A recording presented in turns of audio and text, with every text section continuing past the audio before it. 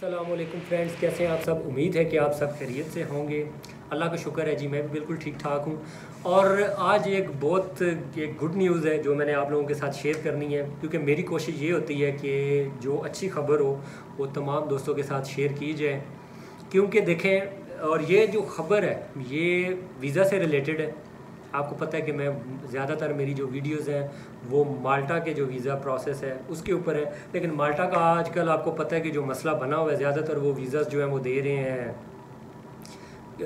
Dubai जो resident permit रखते हैं, या नेशनल सऊदीया हो गया, वहाँ के जो रेजिडेंट परमिट रखते हैं। सिर्फ उन लोगों के लिए वो अपॉर्चुनिटी है अभी फ़िलहाल के लिए, क्योंकि जब तक दुबई जो है वो बंद है आम लोगों के लिए, विजिटर्स के लिए जो अभी नहीं जा सकते, मतलब जो कॉम्प्लिकेशंस जो बनी हुई हैं।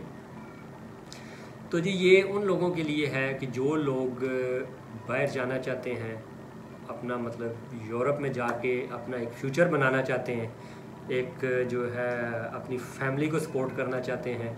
तो ये वीडियो जो है ये उन लोगों के लिए।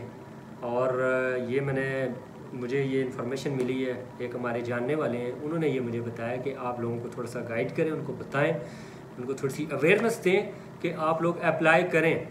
क्योंकि जब एक वीज़ा एक जेन्युइन तरीके से आपको मिल रहा है तो आप लोग इसको जो है वो अवेल करने की कोशिश करें। तो जब आप ट्राई करते हैं तो कोई ना कोई रास्ता निकल ही आता है, कोई ना कोई सबब बन ही जाता है। ठीक है जी। तो अब मेन आते हैं जी टॉपिक पे, और जो हमारा कंट्री है जिसके बारे में मैंने आपको इन्फॉर्मेशन देनी है वो है जी रोमानिया। ठीक है, रोमानिया जो है ये आता यूरोप कंट्री में है, यूरोप कंट्री है ये, लेकिन इसका शेंगन वीज़ा नहीं है। ये मैं आपको पहले आगाह कर दूं इस चीज़ के बारे में कि ये शेंगन वीज़ा नहीं है, लेकिन आता ये यूरोप में है। और सुनने में ये आ रहा है कि हो सकता है ये 2021 के एंड पे दिसंबर में इसका जो है ना, क्योंकि इन्होंने डॉक्यूमेंटेशन जो है ना वो यूरोपियन यूनियन को इन्होंने सबमिट करवाई हुई है कि जी हम ये जो हमारा कंट्री है रोमानिया, आप इसको भी शेंगन में करें। तो पॉसिबिलिटी यही है, सुनने में यही आ रहा है, होप सो जल्दी हो जाए कि जो है ये 2021 के जो है एंड पे दिसंबर तक हो सकता है कि ये शेंगन में ये जो है शामिल हो जाए। तो ये बहुत अच्छी अपॉर्चुनिटी है जी आप सब के लिए। अगर आप लोग अप्लाई करना चाहते हैं तो बिल्कुल आप करें वहाँ पे अप्लाई। देखें, बात ये है कि जी हमारे जो कंट्रीज़ हैं, एशियन कंट्रीज़ जो हैं, जैसे पाकिस्तान हो गया, इंडिया हो गया, बांग्लादेश हो गया, नेपाल हो गया, ये जो कंट्रीज़ हैं इनमें जॉब्स जो हैं वो बहुत कम हैं, लोग बहुत ज़्यादा बेरोज़गार हैं। और मैं आपको आज एक रीज़न मैं बताता हूँ कि जो मेन रीज़न है जो हमारे कंट्री में जिस वजह से हम लोग यूरोपियन से वो थोड़ा सा पीछे रह जाते हैं, वो सिर्फ़ और सिर्फ उसकी मेन रीज़न ये है कि देखें हमारे इन कंट्रीज़ में जो है वो रिश्तों को बहुत ज़्यादा, और हमारा एक कल्चर है कि रिश्तों को बड़ी रिस्पेक्ट दी जाती है, चाहे वो भाई हो, बहन हो, माँ बाप हो, सारे हों। यूरोपियन सिस्टम आपको पता है कि वो ऐसे है, वो रिस्पेक्ट्स देते हैं सबको, लेकिन जब एक बच्चा, बेटा है या बेटी है, जब वो एक बालग हो जाता है, जवान हो जाता है, तो वो फिर उसको कहते हैं कि जी आप इंडिपेंडेंटली अपना काम स्टार्ट करें, अपना कमाएं और अपना खाएं। लेकिन हमारे इन कंट्रीज़ में क्या है जी कि आप खुद, ये आप लोगों को पता है क्योंकि आप एक इस कल्चर का हिस्सा है खुद भी, कि एक अगर कमाने वाला है तो 10 खाने वाले हैं। ये मेंटालिटी है और ये हमारी सोच है लोगों की कि वो कहते हैं कि बस एक हमारा भाई अगर यूरोप चला गया है या दुबई चला गया है या सऊदीया चला गया है तो बस हमें ज़रूरत नहीं है। तो वो एक जो बंदा है वही अकेला कमाता रहता है और 10 बंदे जो है वो घर बैठ के खाते रहते हैं। ठीक है, लेकिन यूरोपियन कंट्रीज़ जो यूरोपियंस हैं वो आपको पता है कि मियाँ बीवी भी हैं, तो वो दोनों जॉब कर रहे हैं, अगर बच्चे हैं तो वो अपना कमा के खा रहे हैं, इसीलिए वो लोग खुशहाल हैं। लेकिन हमारा जैसे कल्चर है, हमें ज़हरी बात है उसके हिसाब से चलना है। तो ये अपॉर्चुनिटीज़ उन लोगों के लिए है कि जो घरों में बैठे में हैं, पढ़े लिखे हैं, काम काज की तलाश में हैं, लेकिन उनके पास काम काज नहीं है। तो ये जी बहुत अच्छी अपॉर्चुनिटी है, क्योंकि वहाँ की। और दूसरी रीज़न मैं आपको बताऊँ कि ये रोमानिया जो है ये वीज़ा क्यों इशू कर रहा है। बहुत सारे लोग ऐसे होते हैं ना कि भाई एक यूरोपियन कंट्री है जी, वो एशियन लोगों को क्यों बुलाएंगे, कि मतलब कुछ लॉजिक नहीं बनती। सोचा जाए, मतलब हम आम अगर सोचें तो यही कहते हैं कि यूरोपियन कंट्रीज़ वाले जो हैं वो इन लोगों को क्यों बुलाएंगे। तो वो भी मैं आपको उसका रीज़न देता हूँ कि देखें, बात सुने। आपको पता है कि ये जो रोमेनिया है, जैसे कि दूसरे तरक्की याफ्ता मुल्क हैं, मतलब वो काफ़ी आगे हैं इससे, जैसे कि फ़्रांस हो गया, जर्मनी हो गया, स्पेन हो गया, स्वीडन हो गया, जितने भी ये कंट्रीज़ हैं, आपको पता है कि वहाँ तनख्वाहें भी बहुत अच्छी हैं, फैसिलिटीज़ भी हर तरह की हैं। तो अब मसला इनके साथ ये बना है कि जो भी नेशनैलिटी होल्डर थे जो इस कंट्री के थे, वो ज़्यादातर शिफ्ट हो गए हैं जी लोग बाहर दूसरे यूरोपियन कंट्रीज़ में, क्योंकि वहाँ पे उनको पे भी अच्छी मिल रही है, फैसिलिटीज़ भी अच्छी मिल रही हैं। तो ज़ाहिर सी बात है, आप खुद सोचें। फॉर एग्ज़ाम्पल, अब मैं मिसाल के तौर पे अगर मैं इधर जॉब कर रहा हूँ इस्लामाबाद में, ठीक है, अगर मुझे पे अच्छी मिल रही है लाहौर या कराची में, तो डेफिनेट बात है कि मैंने तो लाहौर या कराची को चूज़ करना है, ना कि मैं इस्लामाबाद में बैठा रहूँगा। ठीक है, यही हिसाब उनके साथ हुआ है कि उनकी ज़्यादातर जो लेबर है वो दूसरे कंट्रीज़ में वो लोग चले गए जिनके पास नेशनैलिटी थी रोमेनिया की, और अब उनको लेबर की अशद ज़रूरत है क्योंकि बंदे वहाँ पे बहुत कम हैं। ज़ाहिर सी बात है, मुल्क को चलाने के लिए आपको पता है कि लेबर की बहुत ज़रूरत होती है। ठीक है, कोई भी काम है उसके लिए वर्कर बहुत ज़रूरी होते हैं। तो ज़ाहिर सी बात है, अब जब एक वर्कर उनके अपने कंट्री में होंगे ही नहीं, तो फिर वो किस तरह वो निज़ाम चला सकते हैं। मजबूरन फिर उन्होंने ये वीज़ास जो हैं ये ओपन किए हैं पाकिस्तान के लिए, नेपाल के लिए, बांग्लादेश के लिए, क्योंकि उन्होंने इस चीज़ को नोट किया है कि देखें, अरबों में ज़्यादातर ये हमारी कंट्रीज़ की लेबर है वहाँ पे। आपको पता होगा कि जितने भी सऊदीया में, दुबई में, बहरीन में, कतर में, ओमान में ज़्यादातर इंडियन, पाकिस्तानी, बांग्लादेशी, नेपाली, ये सारे लोग हैं। ठीक है जी। तो अब उन्होंने रुख जो है वो इन कंट्रीज़ की तरफ किया है कि हम इधर से भी लेबर वहाँ पे लेके जाएं, क्योंकि ये उनकी अब मजबूरी बन चुकी है। अगर तो उनके पास अपनी लेबर अवेलेबल होती तो फिर ज़ाहिर सी बात है कि उनको क्या ज़रूरत है कि इन कंट्रीज़ से जो है वो लोगों को बुलाने की।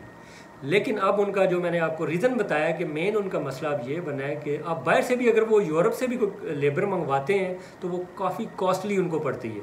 ज़ाहिर सी बात है, अगर एक स्पेन से बंदा बुलाते हैं तो वो रोमेनिया में आके अगर काम करेगा तो वो आप खुद सोचें कि वो तो अब उस हिसाब से, स्पेन के हिसाब से वो तो इनसे चार्ज करेगा, तो वो लेबर इनको पड़ती है काफ़ी कॉस्टली।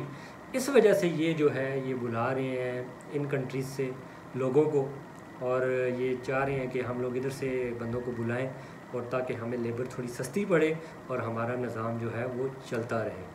ठीक हो गया जी। तो ये तमाम बहन भाई जितने भी जो हैं वो अप्लाई करना चाहते हैं, ये आप लोगों के पास बहुत अच्छा एक चांस है रोमेनिया का, क्योंकि और दूसरा जो है ये आपको बताऊं कि ये यूरोप कंट्री है, कोई ये अरब कंट्री में नहीं आ रहा या एशियन कंट्रीज़ में नहीं है, ये है यूरोप कंट्री है। सिर्फ ये है कि ये शेंगन वीज़ा इसका नहीं है। उसका भी हल ये है, मैं आपको ये भी साथ थोड़ा सा गाइड कर दूं कि देखें, अगर आप किसी कंपनी में जाते हैं, अगर आप उस कंपनी के जो ऑनर हैं उनको अगर आप सेटिस्फाई कर लेते हैं, अगर आप उनको इस चीज़ पे एग्री कर लेते हैं कि मैं दूसरे किसी कंट्री में जाना चाहता हूँ या मैं वैसे विज़िट करना चाहता हूँ, तो वो अगर आप उसको कन्वेंस कर लेते हैं तो वो आपको जो है वो एक लेटर वो बना के देंगे। तो यही जो आपके पास ये जो कार्ड आपको इशू होगा, वर्क परमिट जिसको कहते हैं, आप इसके ऊपर भी यूरोप के किसी भी कंट्री में ट्रैवल कर सकते हैं। ठीक हो गया जी। दूसरा साथ ये है कि जो कंपनीज़ अभी जो हैं वो बंदों को जो बुला रही हैं, बहुत सारी कंपनीज़ ऐसी हैं जो के साथ जो फैसिलिटीज़ में मैं आपको बताने लगा हूँ कि साथ जो है खाने का भी दे रही हैं, खाने का भी वो कर रहे हैं, साथ जो है रिहाइश का भी वो फैसिलिटी आपको दे रहे हैं। और कुछ कंपनीज़ ऐसी हैं जो कि सिर्फ जो है वो रिहाइश दे रही हैं, लेकिन खाने का यूरोपों में आपको ज़्यादातर खैर पता है कि जो रिहाइश होती है और खाना पीना होता है वो इंसान वो खुद से ही मैनेज उसको करना होता है, किसी भी आप कंट्री में चले जाएँ। ये तो अरबों में जो है सऊदीया, दुबई, कतर हो गया, बहरीन हो गया, यहाँ पे आपको पता है कि जो कंपनी होती है वो रिहाइश जो है वो उनके हिसाब में उन्होंने खुद देनी होती है। लेकिन यूरोपों में ये सिस्टम नहीं होता। बहुत कम कंपनीज़ ऐसी होती हैं जो कि ये आपको सारी फैसिलिटीज़ प्रोवाइड करती हैं। अभी मोस्टली ये जो अभी वीज़ास जो ओपन है, इनमें कुछ कंपनीज़ ऐसी हैं जो कि साथ खाने का भी वो दे रही हैं फैसिलिटी और रिहाइश की फ़ैसिलिटी दे रही हैं, और ट्रांसपोर्ट की अब कैसे फैसिलिटी है कि जी जहाँ आपकी जगह होगी, रिहाइश होगी, वहाँ से आपको पिक एंड ड्रॉप देना, जहाँ पे आपका वर्क होगा वहाँ पे ठीक है, वहाँ पे आपको ड्रॉप करना और फिर वापस पिक करके अपनी जगह पे छोड़ना। तो ये फैसिलिटियाँ फ़िलहाल अभी वो दे रहे हैं। तो मैं तो यही कहूँगा आप लोगों को कि जितना जल्दी हो सकता है आप लोग इस वीज़ा पे अप्लाई करें, क्योंकि हो सकता है कि जो है जिस तरह बताया जा रहा है कि 2021 के एंड में ये कंट्री भी जो है ये शेंगन वीज़ा में, इसका शेंगन वीज़ा में ये कन्वर्ट हो जाएगा जो इसका वीज़ा है। तो फिर अगर आप सोच लें कि जो अभी उसकी अमाउंट है इस वीज़ा की वो फिर उससे डबल हो जाएगी। ज़ाहिर सी बात है अभी तो वो शेंगन नहीं है तो उसकी शायद कॉस्ट थोड़ी कम ये चार्ज करते होंगे ये जितने भी एजेंसियाँ या जो एजेंट्स वगैरह कर रहे हैं, लेकिन जब वो शेंगन में वो तब्दील हो जाएगा वीज़ा तो फिर आप खुद हिसाब लगा लें, फिर वो डबल या ट्रिपल उससे भी ऊपर वो काम चला जाएगा। ठीक है जी।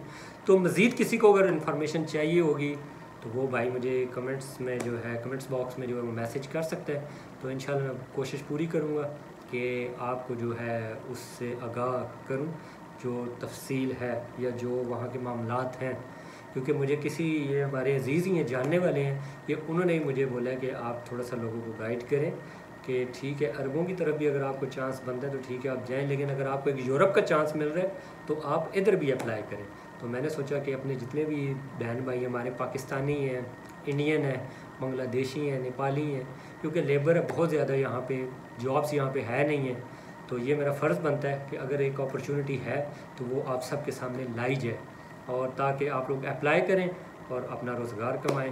तो जाते जाते जी ये आज की वीडियो थी, तो इंशाल्लाह नेक्स्ट बनाएंगे फिर किसी अच्छे से टॉपिक पे वीडियो। मज़ीद जो है मैं और भी जो है ये रोमानिया के वीज़ा के ऊपर कोशिश करूँगा कि जो मज़ीद मुझे इन्फॉर्मेशन मिलेगी वो भी मैं उसकी भी वीडियो लगा दूँगा।